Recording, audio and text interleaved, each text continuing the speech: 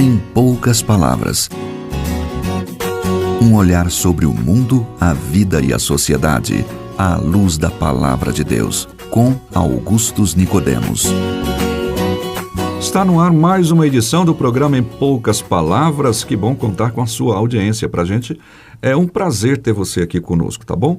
Eu sou Natsa Matias, apresentando o programa e o comentário sempre do nosso âncora, pastor Augustus Nicodemos. Como vai, pastor? Oi, Natsa, querido ouvinte, obrigado pela sua audiência. Esperamos que o programa de hoje seja, como sempre, uma bênção na sua vida.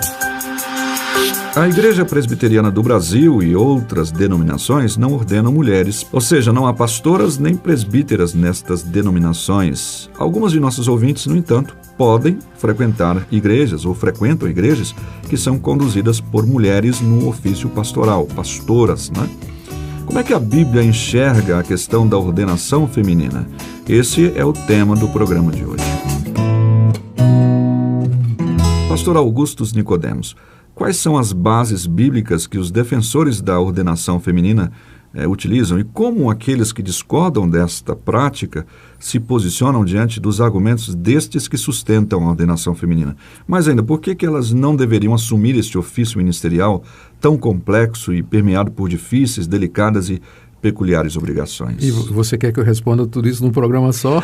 Pelo menos podemos começar, né? Bom, Natsa, acho que primeiro nós temos que esclarecer que não está em jogo a capacidade das mulheres e a igualdade delas como pessoa diante de Deus. A Bíblia diz que a mulher foi criada juntamente com o homem, ambos foram feitos à imagem e semelhança de Deus, ambos têm o mesmo valor diante de Deus, são espiritualmente capazes na mesma proporção. A Bíblia nunca contempla a mulher como sendo inferior ao homem. Isso é preciso deixar muito claro. Também é preciso deixar claro que a igreja, quando se trata de questões assim e outras, ela deve se guiar pelo que diz a Bíblia. Porque questões como essa e similares são tocadas pela cultura em que nós vivemos, a cultura moderna. Ela muda muito. Um dia já foi contra, hoje é a favor, depois vai mudar de novo. A igreja precisa ter um referencial que seja sólido, duradouro e permanente. Por isso, a Bíblia é a nossa regra de fé e prática. Para responder essas perguntas que você fez, naturalmente, nós temos que ir à Bíblia. Exato. E procurar ver de que forma o assunto é tratado pela palavra de Deus. Quando a gente lê a Bíblia, Natsa, não há a menor dúvida de que a mulher tem um papel destacado, né? Um papel especial. No Antigo Testamento você encontra mulheres como Ulda e Débora, que eram juízas e profetisas. No Novo Testamento você encontra as mulheres que seguiram a Jesus e que o atendiam com seus bens. Você encontra aquelas mulheres que abriram suas casas para receber igrejas. Você vê Paulo mencionando mais de 10 mulheres nas recomendações, saudações que ele faz à igreja de Roma, no capítulo 16 da Carta aos Romanos.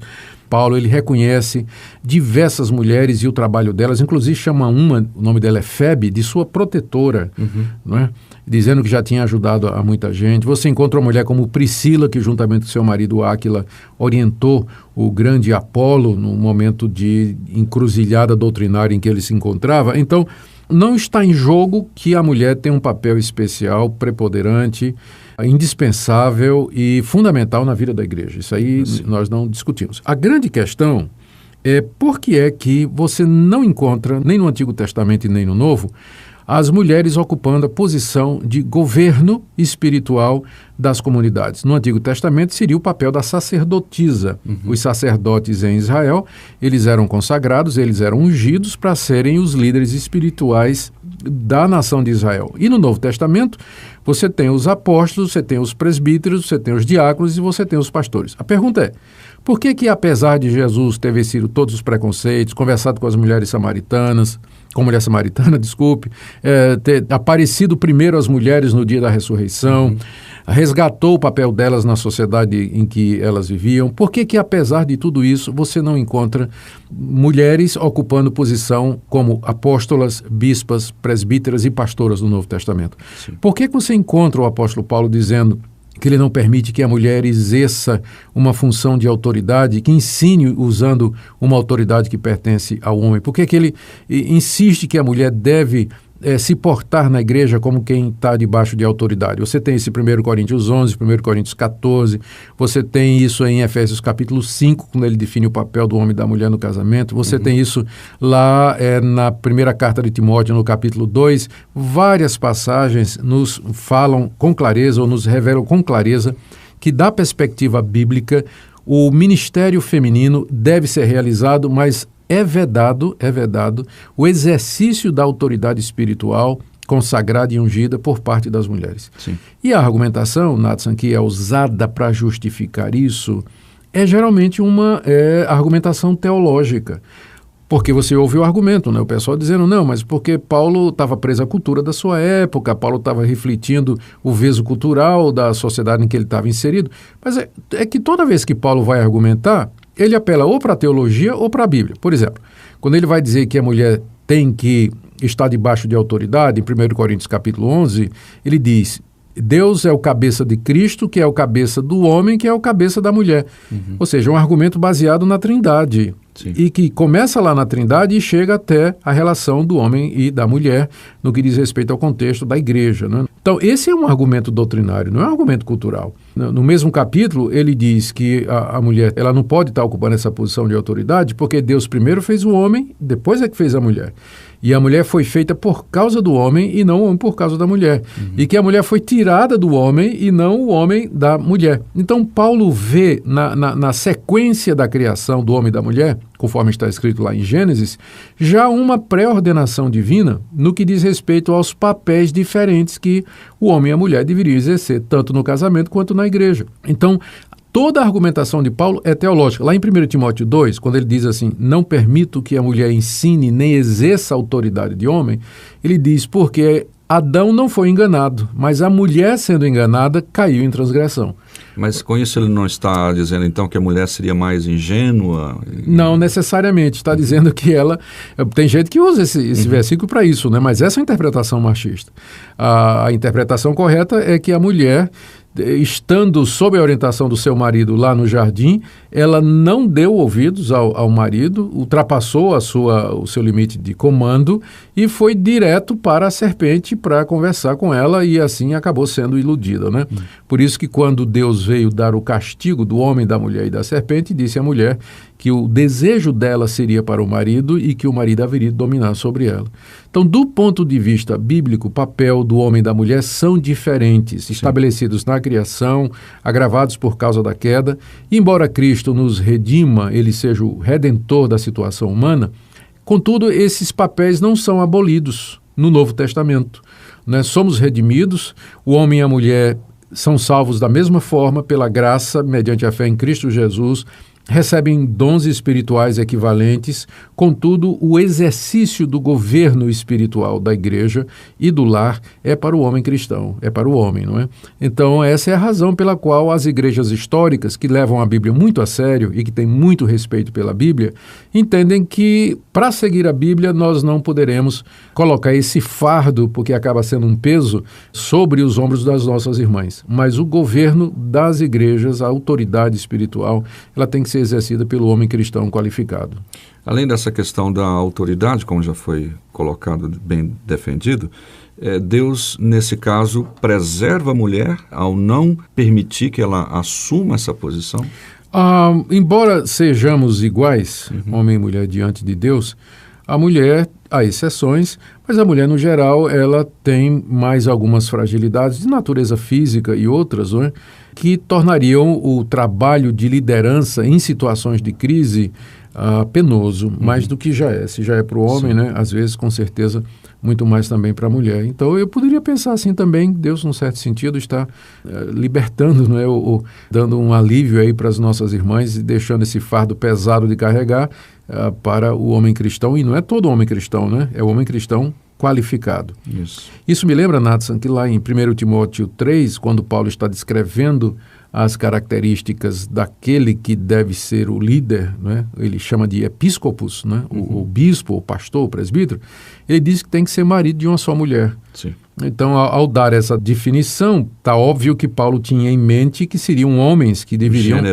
O gênero masculino que deveriam ocupar essa posição de autoridade e de liderança, não é?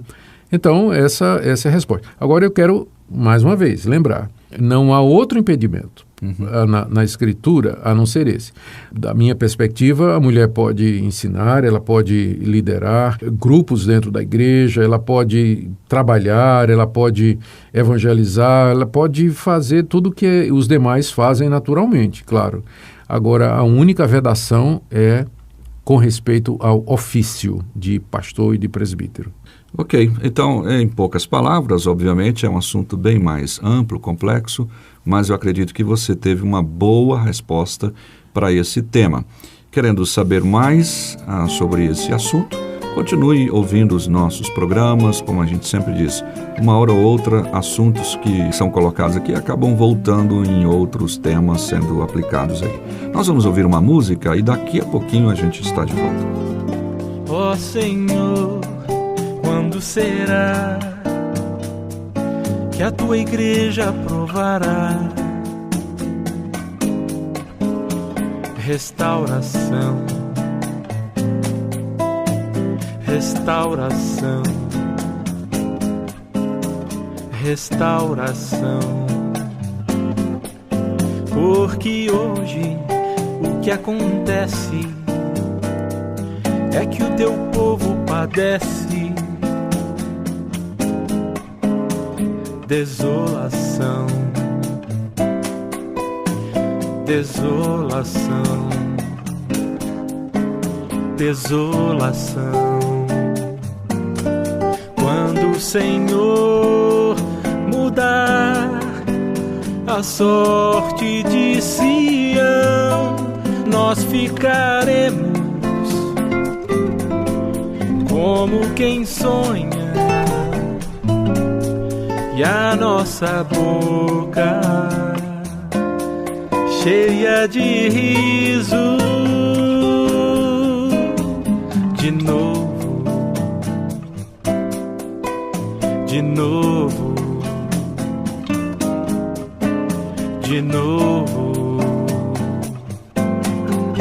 Ó Senhor, quando será que a tua igreja enfim terá consolação, consolação, consolação? Quando o Senhor mudar a sorte de Sião, nós ficaremos como quem sonha, e a nossa boca cheia de riso. De novo. Bem, chegamos ao final de mais uma edição do nosso Em Poucas Palavras. Hoje falamos sobre ordenação feminina, ou seja, a questão do ofício pastoral para as mulheres, refutando esta ideia, tá bom?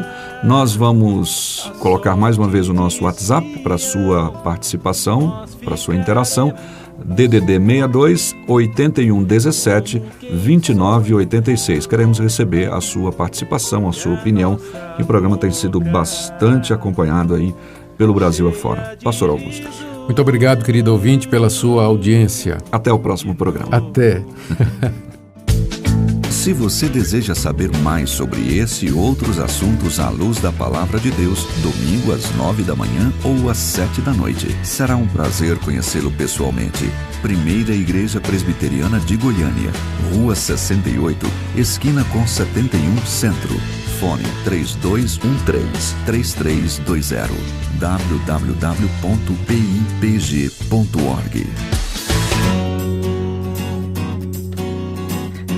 Em poucas palavras, um olhar sobre o mundo, a vida e a sociedade, à luz da Palavra de Deus. Apresentação, Nadson Matias. Comentário, Augustus Nicodemos. Um programa da Primeira Igreja Presbiteriana de Goiânia, Rua 68, esquina com 71 Centro. Visite o nosso site www.pipg.org.